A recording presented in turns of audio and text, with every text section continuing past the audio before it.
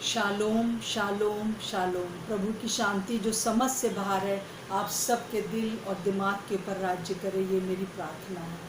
मेरे प्रियो, हम लोगों ने अभी देखा, मैं प्रकाशित वाक्य के 9वें भाग तक हम ये देख रहे थे कि किस प्रकार से पहले अध्याय से तीसरे अध्याय तक जो प्रभु यीशु मसीह हैं वो यूहन्ना से बात कर रहे हैं। उसको पृथ्वी पर ही हैं वो, और वो बता रहे हैं कि किस प्रकार से जो है वो सातों कलीसियाओं को जो उस समय टर्की में थी उनको क्या क्या संदेश दे। और न केवल उस समय वो टर्की में थी, परंतु ये एक भविष्यवाणी भी थी कि आने वाले 6 युगों में क्या होने वाला है कलीसिया के द्वारा, कलीसिया में। सो इस प्रकार से हम देखते हैं कि परमेश्वर ने एक बहुत अच्छी योजना बनाई। यीशु मसीह इस दुनिया में उस समय पतमुस नाम टापू पर यूहन्ना को दर्शन दिए और इस प्रकार से कार्य शुरू हुआ। और फिर हम देखते हैं 4थे अध्याय में हम देखते हैं कि प्रभु यीशु मसीह यूहन्ना को स्वर्ग में ले गए और स्वर्ग का दर्शन दिखाते हैं और बोलते हैं कि अब जो है वो सारी बातें तुम्हें मैं दिखाऊंगा जो कि इस दुनिया में घटित होने वाली है। मेरे प्रियो, हम लोग ने जैसे कि देख रहे हैं कि अब प्रभु यीशु मसीह जो है वो उसको स्वर्ग में जब सबसे पहली चीज़ जो यूहन्ना ने देखी वो ये था कि एक सिंहासन है और उस पर परमेश्वर पिता बैठे हुए हैं और वो बहुत ही पवित्र है और बहुत ही माणिक्य हैं और उनकी बहुत महिमावान उनका पूरा व्यक्तित्व हम वहाँ पर देखते हैं। और हम देखते हैं कि किस प्रकार से प्रभु वहाँ पर जो है पिता परमेश्वर की आराधना हो रही है। और प्रभु के सिंहासन के बाद, परमेश्वर पिता के सिंहासन के बाद हम देखते हैं कि वहाँ 24 प्राचीन लोगों के सिंहासन रखे हुए हैं और 24 सिंहासन जो हैं वो उन मनुष्यों के लिए हैं जो कि कलीसिया में थे, चाहे पुराने नियम में चाहे नए नियम में हम इसको देख सकते हैं। और ये पूरे कलीसिया को रिप्रेजेंट कर रहे हैं कि जो परमेश्वर के लोग हैं, जो प्रभु के विश्वासी हैं, वो किस प्रकार से उस सिंहासन पर विराजमान है। सो मैं पिछली बार आपको बता रही थी कि इसका अर्थ है कि किस प्रकार से जो है वो परमेश्वर जो अपने बच्चों को जो उसके मनुष्य है जो विश्वासी हैं उनको कितना आदर दे रहा है। और हम अपने आप को कभी कभी बहुत नीचा समझते हैं, हम अपनी बातों को समझते नहीं हैं कि हम कौन हैं, परंतु उस परमेश्वर की दृष्टि में बहुत अनमोल है। वहाँ कोई स्वर्गदूत उसको पहले नहीं दिखाई दिया यूहन्ना को, कोई भी प्रकार से दूसरा कोई भी प्राणी नहीं दिखाई दिया, परंतु केवल जो था पिता परमेश्वर दिखाई दिए और उसके बाद जो है कलीसिया दिखाई दी जो 24 प्राचीन को प्रकट करती है। और हम देख रहे हैं कि वहाँ पर किस प्रकार से आराधना हो रही है, पवित्र आत्मा भी वहाँ पर हैं और सब प्रकार से वहाँ पर एक बहुत अच्छा, जैसे कि लगता है कि कोई राज दरबार जैसा है और हम एक बहुत ही अच्छी पिक्चर वहाँ पर देख रहे हैं। और हम देखते हैं कि जो कुछ भी मैंने आप लोग को पिछले दिनों बताया वो सब YouTube में है। अगर आप और भी ज़्यादा जानना चाहते हैं तो उसको बार बार देखें, जो कि 9 भाग हो चुके हैं। वो 9 भाग को आप अक्सर देखते रहें और आज का जो भाग है वो 10वां भाग है, जिसमें कि मैं आपको बताना चाहती हूँ कि अब क्या क्या हुआ है वहाँ पर स्वर्ग में यूहन्ना क्या देख रहा है। मैं इसको आपके सामने पढ़ना चाहती हूँ। यूहन्ना प्रकाशित वाक्य और उसका 4था अध्याय और उसकी 6ठी आयत से पढ़ रही हूँ। और सिंहासन के सामने मानो बिल्लौर समान कांच का सा समुद्र है। सिंहासन के बीच में और सिंहासन के चारों ओर 4 प्राणी हैं, उनके आगे पीछे आंखें ही आंखें हैं। पहला प्राणी सिंह के समान है और दूसरा प्राणी बछड़े के समान है। तीसरे प्राणी का मुंह मनुष्य का सा है और चौथा प्राणी उड़ते हुए उकाब के समान है।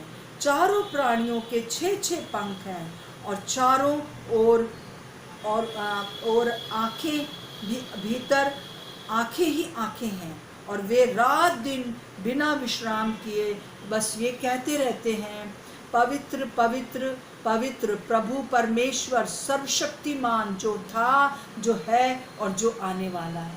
यहाँ पर हम प्रभु परमेश्वर की, पिता परमेश्वर की एक बहुत सुंदर आराधना को देख रहे हैं और उसमें इन्वॉल्व हैं ये 4 प्राणी।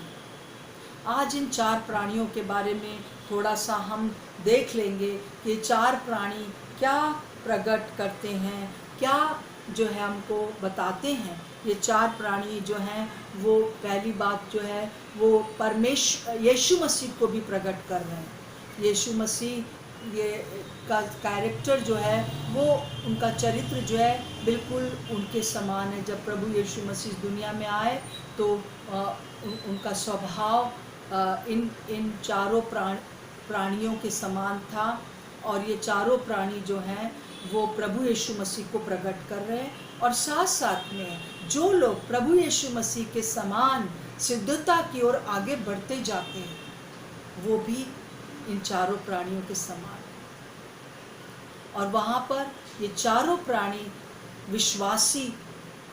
विश्वासी कलीसिया को प्रकट कर रहे हैं कि उनमें क्या क्या बातें होंगी। तो हम ये बहुत सुंदर एक वर्णन है जिसको हम बहुत ध्यान से सुने। ये यीशु मसीह भी हैं और ये हम लोग भी हैं, हम जो कि चाहे यहाँ पर हैं चाहे स्वर्ग में हैं। वो जब इस दुनिया में थे तब ये चारों प्रकार से उनका जीवन था, इसलिए वो वहाँ पर रिप्रेजेंट कर रहे हैं उन विश्वासियों को जो कि यीशु मसीह के समान हुए। जैसे कि हम पहले प्राणी में देखते हैं कि जो चारों प्राणी हैं उनका चरित्र जो है वो विश्वासियों में प्रकट हो रहा है।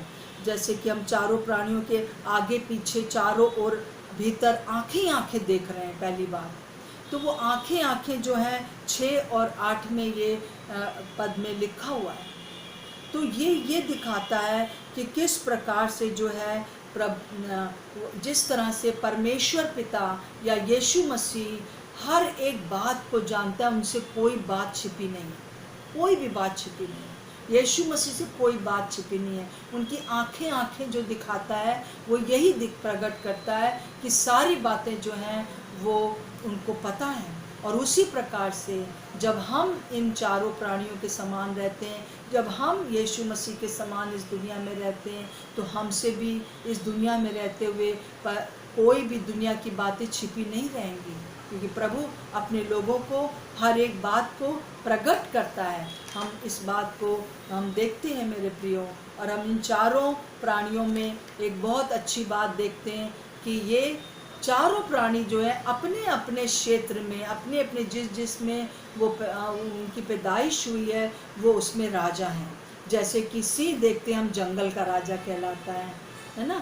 और हम देखते हैं बछड़ा जो है मवेशियों का राजा कहलाता है, और मनुष्य जो है सृष्टि का राजा कहलाता है, और उकाब पक्षियों का राजा कहलाता है। तो प्रभु यीशु मसीह राजाओं का राजा है, और वो जो है ये बता रहा है कि आप भी इन प्राणियों के समान हैं, और आप भी राजाओं के राजा के पुत्र और पुत्रियां हैं। आप भी राजा और आप भी रानी हैं। हालेलुया। राजा जो है वो अधिकार दिखाता है, वो एक सिंहासन दिखाता है। सचमुच में प्रभु ने हमको एक बहुत बड़ा ओहदा दिया मेरे प्रियो। हमको इस सृष्टि में रहते हुए हम एक राजा के समान हैं। जैसे पिछली बार मैं आपको बता रही थी कि इफिसियों उसका 1 अध्याय में जो प्रार्थना 17 से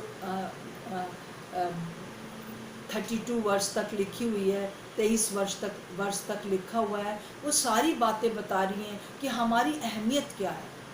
ख़ास बात जो मैं आपसे कहना चाहती हूँ, बार बार कह रही हूँ कि आप बहुत अनमोल हैं, आप बहुत कीमती हैं, आप बहुत परमेश्वर की दृष्टि में ऊंचा स्थान रखते हैं।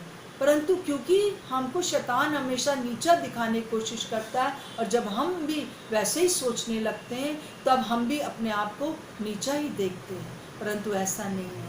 ये सारे जो जो प्राणी हैं वो अपने अपने क्षेत्र में एक राजा को, राज्य को दिखा रहे हैं। और फिर हम एक बहुत अच्छी बात ये देखते हैं कि पृथ्वी में रहते हुए जब वो पवित्र आत्मा के चलाए चलते थे तो वो सिंह के समान थे, वो बछड़े के समान थे, और वो मनुष्य के को जो प्रभु ने ओहदा दिया है उसकी बात को अच्छे से समझते थे, और वो जो है प्रभु के उकाब के समान थे। प्रभु का जो उकाब है उसके समान थे ना। हम लोग प्रभु के लोग हैं। सो हम लोग ये चारों पक्षियों के प्राणियों को देखेंगे, और हम देखेंगे अपने जीवन में वो बातें हमारे जीवन में हैं या नहीं है। मेरे प्रियो, सबसे पहले सिंह के समान। सिंह जो होता है बहुत बोल्ड होता है, हियाव वाला होता है ना। वो किसी से डरता नहीं है। और वो जो है जैसे कि पतरस हम देखते हैं, पतरस एक बहुत डरपोक व्यक्ति था, और वो अपनी जान के लिए भाग रहा था, और उसने 3 बार प्रभु का इनकार भी कर दिया। परंतु जब पवित्र आत्मा उस पर आया, जब उसने अपने जीवन में उस आग को महसूस किया, जब उस प्रभु की उपस्थिति को महसूस किया, तो वो जो था बहुत बोल्ड हो गया।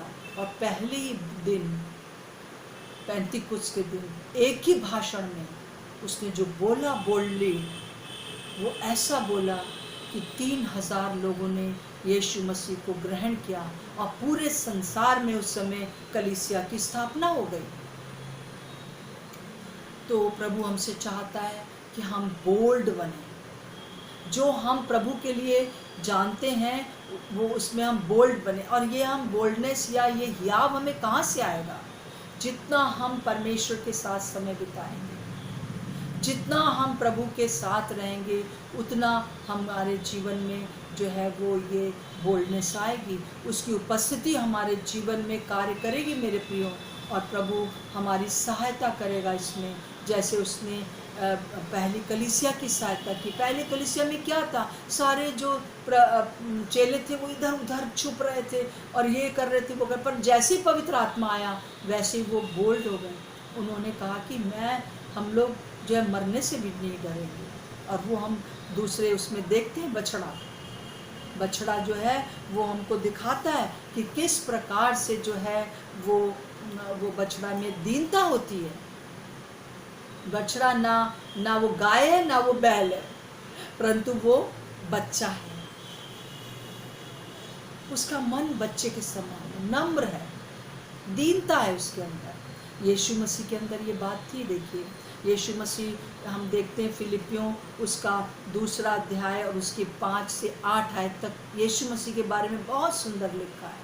वचन को जरूर पढ़िए और वचन को याद करिए। देखिए क्या लिखा है वहाँ पर, 2:5 और से 8 के बीच में। फिलिपियों, जैसा मसीह यीशु का स्वभाव था वैसा ही तुम्हारा भी स्वभाव हो, जिसने परमेश्वर के स्वरूप में होकर भी परमेश्वर के तुल्य होने को अपने वश में रखने की वस्तु ना समझा, परंतु वरन अपने आप को ऐसा शून्य किया और दास का स्वरूप धारण किया और मनुष्य की समानता में हो गया और मनुष्य के रूप में प्रकट होकर अपने आप को दीन किया और यहाँ तक आज्ञाकारी रहा कि मृत्यु, हाँ क्रूस की मृत्यु भी सह ली।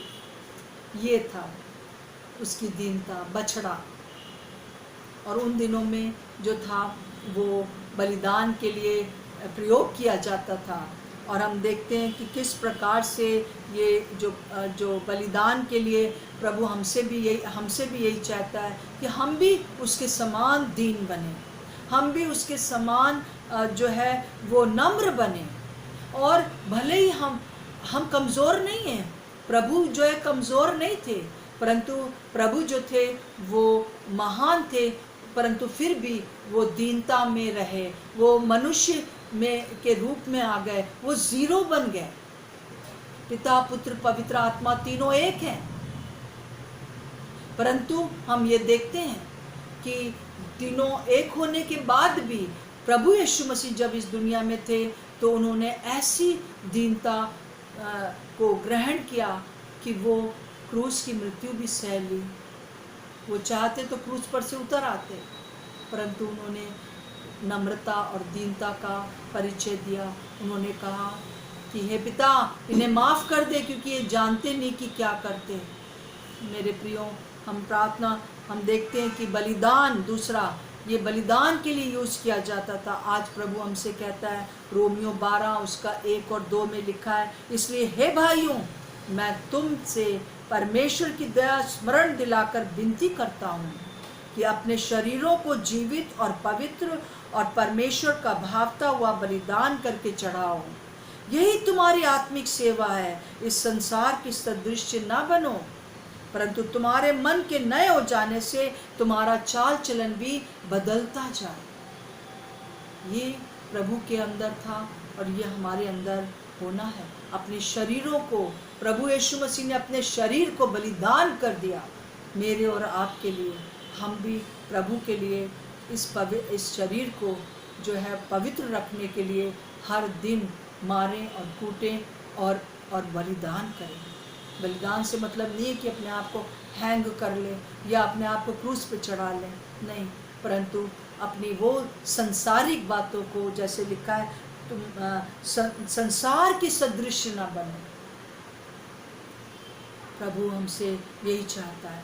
और फिर उसके बाद बछड़े में एक और भी क्वालिटी रहती है कि वो आनंदित रहता है, जैसे हम मलाकी में देखते हैं 4:2 में, और तुम निकल कर पाले हुए बछड़ों के समान कूदोगे और फांदोगे। कूदोगे और फांदोगे। कूदता फांदता कौन है? जो आनंदित रहता है। क्या आपके मन में आनंद है? चाहे कितनी भी प्रॉब्लम आ जाए। जब पतरस, पौलुस जब जेल में थे, तब भी पौलुस कहता है कि मैं तुमसे कहता हूँ आनंदित रहो, सदा आनंदित रहो। उस समय की जेलें इस समय के समान नहीं होती थी, बहुत कठोर वहाँ पर होता था, बहुत कठोर जेल होती थी, परंतु प्रभु वहाँ पर कहते हैं, पौलुस कहते हैं कि आनंदित रहो। वो कठिनता में भी उनको मारा गया, उनके ऊपर बुरा इल्ज़ाम लगा के उनको जेल खाने में डाल दिया गया, 1-2 दिन के लिए नहीं, 2-2 साल के लिए। और वहाँ से सब चिट्ठियाँ लिख रहे हैं, वहाँ से ये फिलिपियों की किताब लिख रहे हैं और कह रहे हैं कि आनंदित रहो। मैं कहता हूँ सदा आनंदित रहो। मेरे प्रियो, प्रभु आज हमसे यही चाहता है कि हमारे अंदर वो आनंद रहे जिससे कि दूसरे लोग प्रभावित हो सकें। और प्रभु एक और तरह का हमको बात कहता है। वहाँ पर एक प्राणी था जिसका मुंह जो था वो मनुष्य के समान था। उत्पत्ति 1:26 में लिखा है, परमेश्वर ने हमको अपने स्वरूप के अनुसार अपनी समानता में बनाया। कितनी अद्भुत बात है ना। परमेश्वर ने हमको अपने स्वरूप के अनुसार अपनी समानता में बनाया, अपनी तरह स्वभाव दिया, अपनी तरह स्वतंत्र इच्छा दी। जो पवित्र परमेश्वर का चाहते वो करते हैं, और उन्होंने हमें भी यही दिया। जब हवा के पास शैतान आया था तो उस समय उसने कहा कि तुम परमेश्वर के तुल्य हो जाओगे। उस हवा को उस समय याद रखना चाहिए था कि मैं ऑलरेडी उसके तुल्य हूँ, क्योंकि प्रभु ने मुझको अपने स्वरूप के अपनी समानता में बना रखा है। उसको कहना चाहिए था, दुश्मन मैं तेरी बात नहीं सुनूंगी, परंतु उसने उसकी बात सुन ली। परंतु आज प्रभु हमसे कह रहा है, वे लोग स्वर्ग में वो रिप्रेजेंट कर रहे हैं जो यहाँ पर अपने मनुष्य होने के कीमत को जानते हैं, और उससे बढ़कर वो मनुष्य जो विश्वासी हैं। प्रभु हमसे चाहता है कि इस बात को हम स्मरण रखें। फिर हम देखते हैं कि उकाब के समान हो। हालेलुया। प्रभु यीशु मसीह जब इस दुनिया में थे तो रात भर परमेश्वर के पास प्रार्थना करते थे। वहाँ लिखा हुआ है, ऊंचे स्वर से लिखा, रो रो के प्रार्थना करते थे। शायद मुझे लगता है कि हर बार जब वो जाते होंगे पूरे दिन का ब्यौरा परमेश्वर पिता से उनको मिलता होगा, या जब वो खास तौर से जब अपने चेलों को चुन रहे थे, वो रात भर उन्होंने जंगल में बिताया और फिर सुबह उन्होंने उन 12 चेलों को चुना। परमेश्वर पिता की बाट जोते थे, उन्होंने पूरा मनुष्य के समान जीवन व्यतीत किया। वो पूरे परमेश्वर थे, परंतु फिर भी उन्होंने पूरा मनुष्य के समान जीवन व्यतीत किया मेरे प्रिय। और प्रभु हमसे यही चाहते हैं कि जब तक हम इस दुनिया में हैं, हम उकाब के समान समय बिताएं। उकाब का क्या स्वभाव होता है? बहुत सी बातें वचन में उकाब के लिए आई हैं, जैसे कि हम यशाया 40 के 30 और 31 में देखते हैं, तरुण तो थकते और श्रमित हो जाते हैं और जवान ठोकर खाकर गिरते हैं, परंतु जो यहोवा की बाट जोते हैं वो नया बल प्राप्त करते जाएंगे। वे उकाबों के समान उड़ेंगे, वे दौड़ेंगे और श्रमित ना होंगे, चलेंगे और थकित ना होंगे। हालेलुया। जैसे मैं पिछले दिनों बता रही थी कि ये जहाज के सब उल्टा, हवाई जहाज के उल्टा है। हवाई जहाज पहले क्या करता है, धीरे धीरे रनवे पर चलता है, फिर तेज दौड़ने लगता है, फिर उड़ जाता है। परंतु हमारे जीवन में उल्टा है, उकाब के समान पहले हम उड़ जाएंगे प्रभु के पास। चाहे कौवे कितना काँव काँव करें, हम प्रभु के उपस्थिति में जाएंगे, उससे बातचीत करेंगे। कोई भी बात है, इन दिनों में और भी ज़्यादा ये बात मैं महसूस कर रही हूँ, कोई भी प्रश्न हो आपका, कोई भी चीज़ आपको समझ ना आ रही हो, बस प्रभु की उपस्थिति में बैठ जाइए, थोड़ी देर आराधना प्रार्थना करिए। अन्य भाषा में प्रार्थना कर सकते हैं तो अन्य भाषा में प्रार्थना करिए, और तुरंत आपको उसका उत्तर मिलने लगेगा। अगर तुरंत नहीं भी मिला तो बाद में अवश्य उसका उत्तर ज़रूर मिलेगा कि क्यों जो है वो इस प्रकार से जो है हम हो रहा है, क्या कारण है। प्रभु बातचीत करते हैं। अभी जो हो रहा है, जो होने वाला है, वो सब प्रभु आपको बताना चाहते हैं। प्रभु अपने लोगों को बिना बताए कुछ नहीं करते हैं। सो प्रभु हमसे चाहते हैं कि हम इस बात को याद रखें कि जैसे मत्ती उसका 6:33 में लिखा है, पहले तुम उसके राज्य और धर्म की खोज करो तो ये सब वस्तुएं तुम्हें मिल जाएंगी। मेरे प्रिय, पहले तुम उसके राज्य और धर्म, पहले परमेश्वर के पास चले जाओ, जो कुछ वो बताए फिर उसको लेके दौड़ें। जैसे लिखा है, 3 क्रियाएं लिखी हैं, दौड़ें, जो प्रभु ने कहा वो करें, उसके राज्य और धर्म की बात को पूरा करें। जो प्रभु ने कह दिया है कि सुबह 3 बजे उठना है तो उठना है, प्रभु ने कह दिया है कि तुमको ये काम करना है, पहले वो कर लें, फिर नेक्स्ट स्टेप प्रभु बताएगा। और जो हम करते जाएंगे तब क्या होगा, आराम से हम चलेंगे, रिलैक्स होकर, ना हम थकित होंगे, ना हम श्रमित होंगे, और ना ही हम जो है वो हम परेशान होंगे। हम विश्वासी होकर क्यों परेशान हो जाते? क्योंकि हम एक चौथे प्राणी के समान समय नहीं बिताते प्रभु के साथ। और मैं आपको बताना चाहती हूँ, जो तीनों ऊपर के प्राणी हैं, जैसे कि हमने देखा कि ऊपर के प्राणी में जो था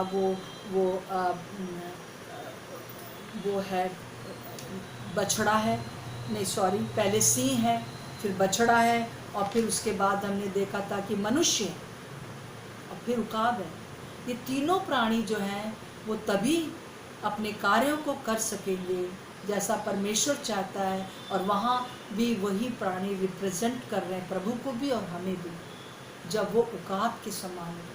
अगर प्रभु इस दुनिया में रहते हुए अपना संबंध प्रभु परमेश्वर के साथ ना बिताते, पवित्र आत्मा की ना सुनते, तो क्या वो उस दिन गतसमनी बाग में कह पाते कि प्रभु मेरी नहीं पर आपकी इच्छा पूरी हो? नहीं कह पाते। मेरे प्रिय, प्रभु हमसे चाहता है कि आइए हम आज निर्णय लें कि हम इन चारों प्राणियों के समान अपने लिए सोचेंगे। हम जो हैं हम सिंह के समान होंगे, और जब हम पवित्र आत्मा की चलाए चलेंगे तभी हम सिंह के समान हो पाएंगे। जब हम जो है वो हम अगर जब तक हम जो है बछड़े के समान नम्र और दीन और आनंदित नहीं होंगे, तब तक हम उसके स्वभाव को बलिदान करने वाले नहीं होंगे। हम लोग को बहुत कुछ बलिदान करना पड़ता है, तो हम तब तक हम उस जगह पर रिप्रेजेंट नहीं कर पाएंगे अपने आप को। और ये चारों प्राणी हमें दिखा रहे हैं यीशु मसीह का चरित्र और हमारा चरित्र। आइए हम निर्णय लें कि हम इन चारों चरित्रों को अपने जीवन में आगे बढ़ाएंगे और हम इस प्रकार से आगे चलेंगे।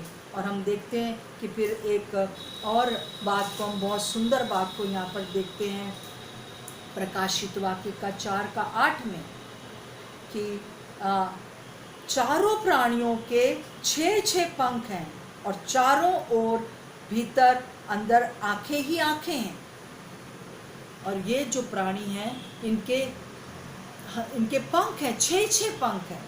और हम यशाया के जब हम 6:1 और 3 में पढ़ते हैं तो हम बहुत ही क्लियर पिक्चर को और भी देखते हैं। जब यशाया ने स्वर्ग के इसी दर्शन को देखा था और उसने भी देखा था कि जो 2 पंख से तो वो अपने मुंह ढांपे हुए हैं, 2 पंखों से अपने पैरों को ढांपे हुए हैं और 2 पंख से वो उड़ते हैं।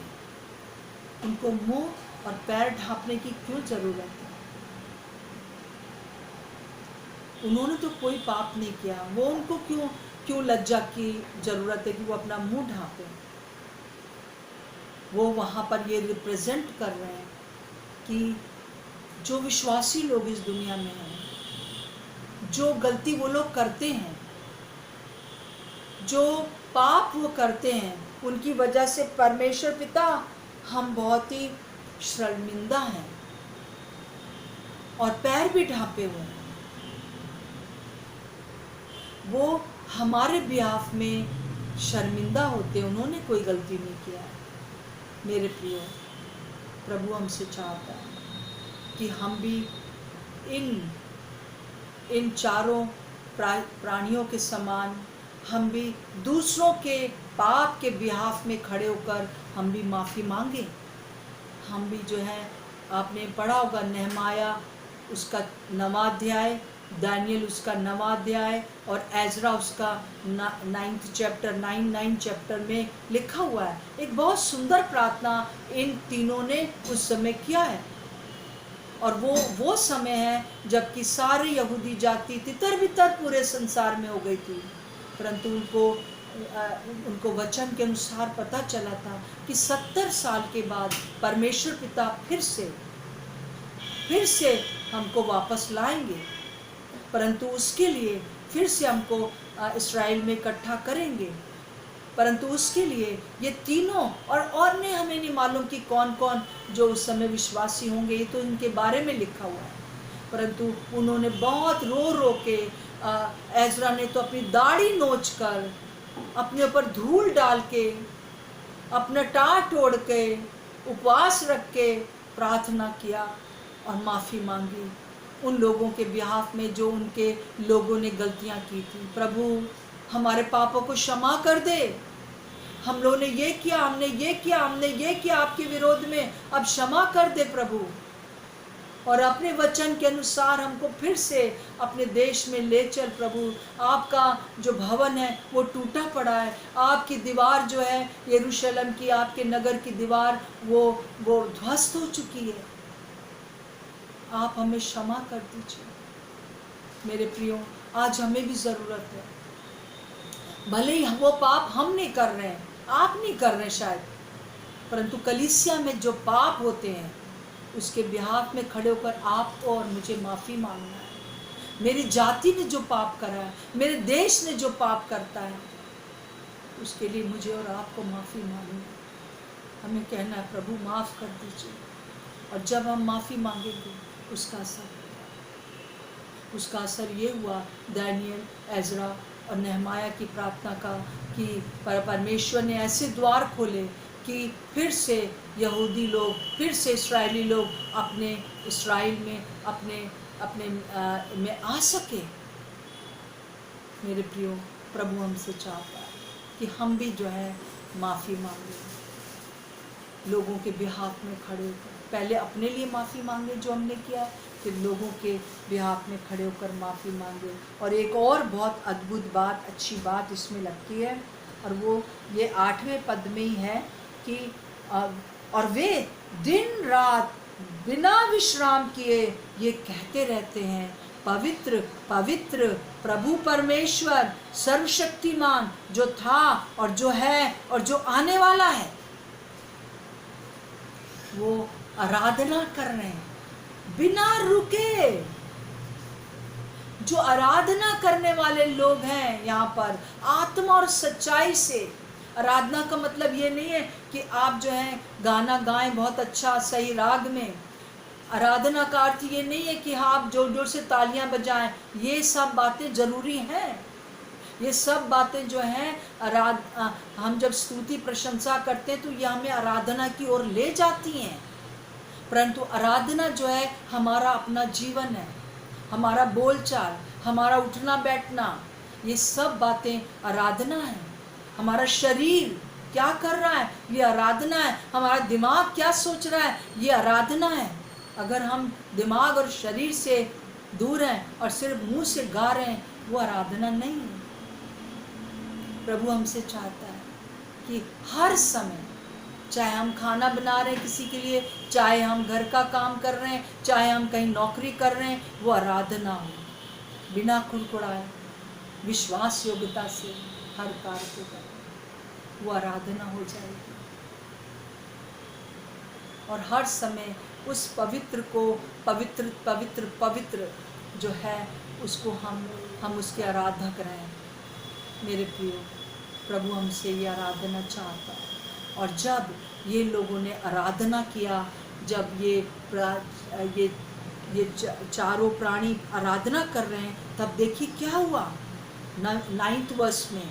जब वे प्राणी उसकी जो सिंहासन पर बैठा है, मतलब परमेश्वर की जो युगानुयुग जीवता है, महिमा और आदर और धन्यवाद कर रहे थे, करेंगे, है ना, वो कर रहे थे।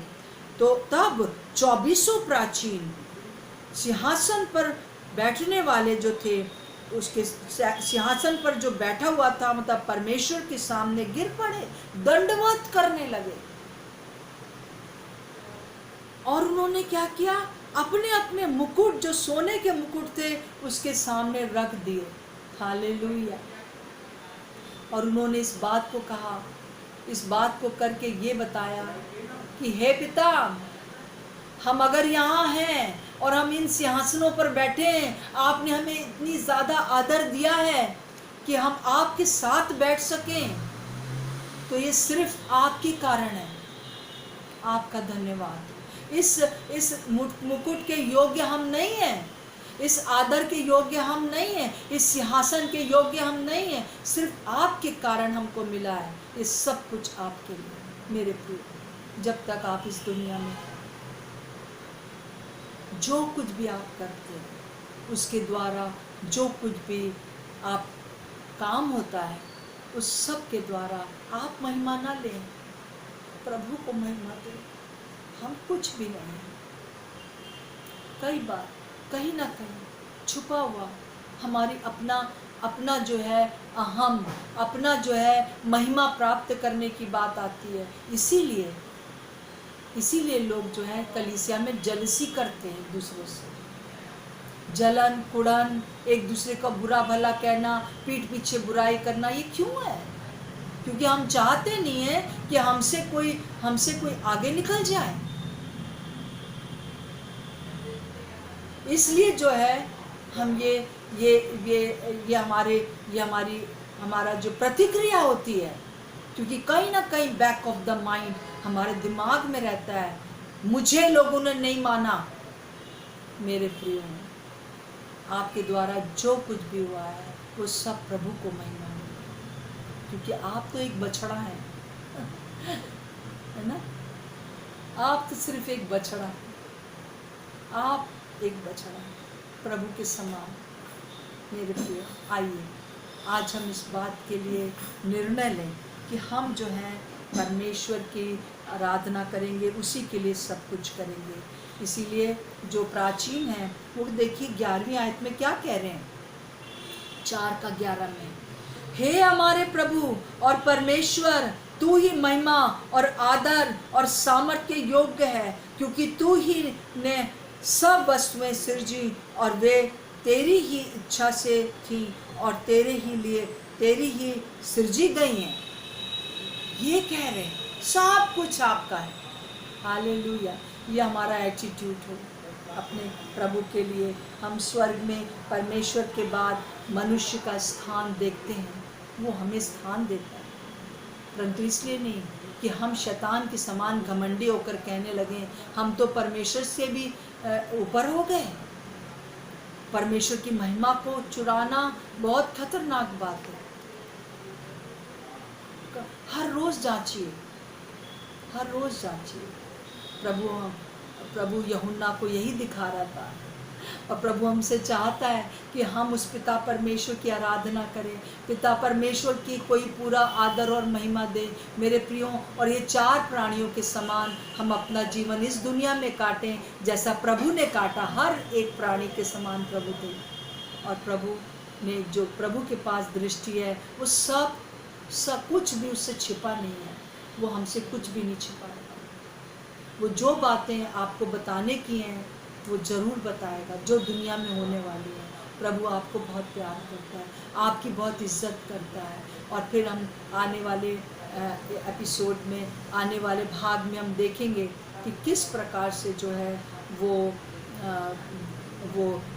5वें अध्याय में क्या हो रहा है। आप सब पढ़ लीजिएगा, जब तक दूसरा मैं भेजती हूँ, 11वां भाग भेजती हूँ, आप पढ़िएगा। 5वें में जो है वो यीशु मसीह की आराधना हो रही है और पिता परमेश्वर की भी आराधना हो रही है। अभी जो यूहन्ना है वो स्वर्ग में ही है, ठीक है। मैंने आपको बताया था ना कि कभी कभी लोगों को इसलिए समझ में नहीं आता, कभी यूहन्ना स्वर्ग में, कभी जो पृथ्वी पर है, कभी स्वर्ग में, कभी पृथ्वी पर है। परंतु इस समय इन दोनों अध्यायों में यूहन्ना स्वर्ग को ही देख रहा है। सो प्रभु हमारी सहायता करे कि हम इस बड़ी अच्छी किताब को हम पढ़ सकें, प्रकाशित वाक्य को समझ सकें, और प्रभु हमारी सहायता करना चाहता है। प्रभु आइए हम प्रार्थना करेंगे।